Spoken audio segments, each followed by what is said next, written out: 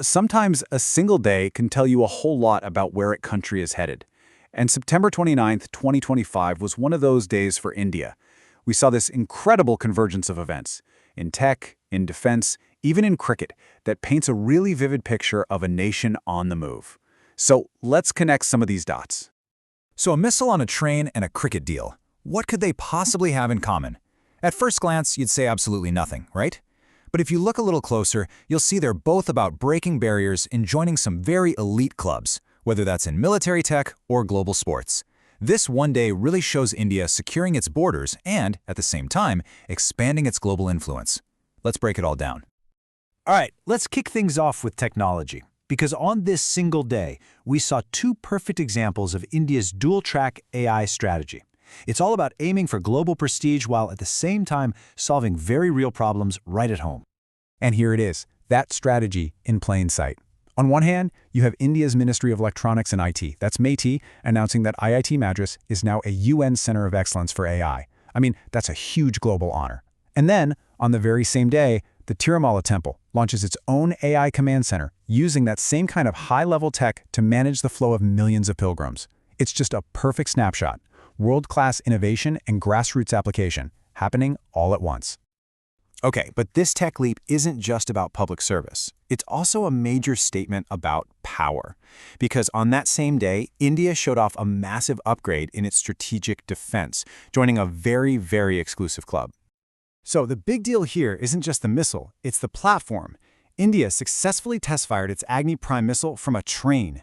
Now, why is that such a game changer? Well, think about it. A rail-based launcher is always on the move, it's incredibly hard to track, and it adds this powerful layer of unpredictability to a nation's defense. With this one test, India just became only the fourth nation with this capability, right alongside the US, Russia, and China.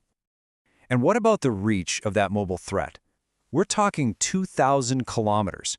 That kind of range, especially when it's coming from a moving, unpredictable source, well, that creates a strategic deterrent that you just can't ignore.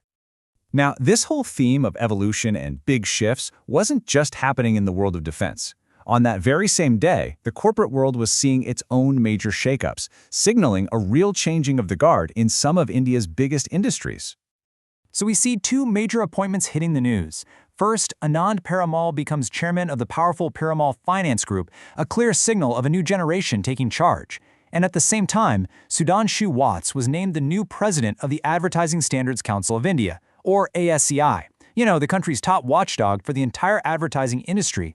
So you have new leadership in both high finance and industry regulation all in one day.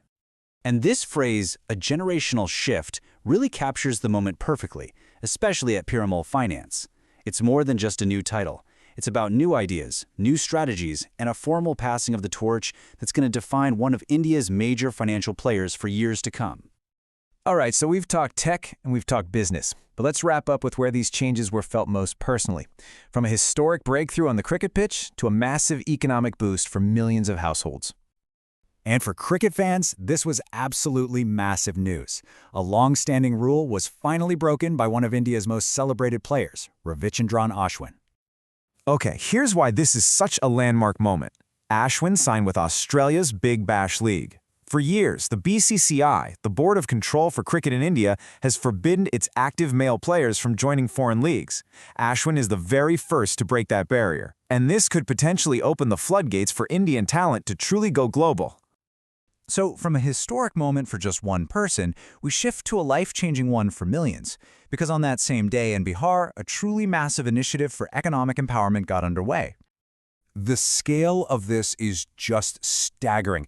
It reached 7.5 million women, and each and every one of them received 10,000 rupees, transferred directly into their bank accounts, which adds up to a total investment of 7,500 crore rupees. That is a massive, massive commitment to financial independence and self-employment for women. And it's really fitting, that this all happened on a day when the world was marking World Contraception Day. Because both of these events, in their own way, are really about the same core idea: empowerment through choice. The theme for the year says it all. A choice for all. Agency, intention, access. And that message of agency and access applies just as much to financial independence in Bihar as it does to reproductive health anywhere in the world. Okay, so after a whirlwind day of news, what's the big picture we can pull from all this? Let's quickly summarize the key takeaways. First, technology is being woven deep into Indian society, both for winning global awards and for managing local services. Second, India is making some serious strategic advancements on the world stage. Third, a leadership evolution is clearly underway in the corporate world. And finally, we're seeing these huge social impacts through direct financial support and groundbreaking policy changes in areas like sports. So, there you have it. One day, multiple transformations. It really leaves us with a powerful question, doesn't it? Decades from now, which of these stories will be remembered as the bigger turning point for India? The missile test that secured its borders, or the policy shifts that empowered its people? Which one will be the history of tomorrow?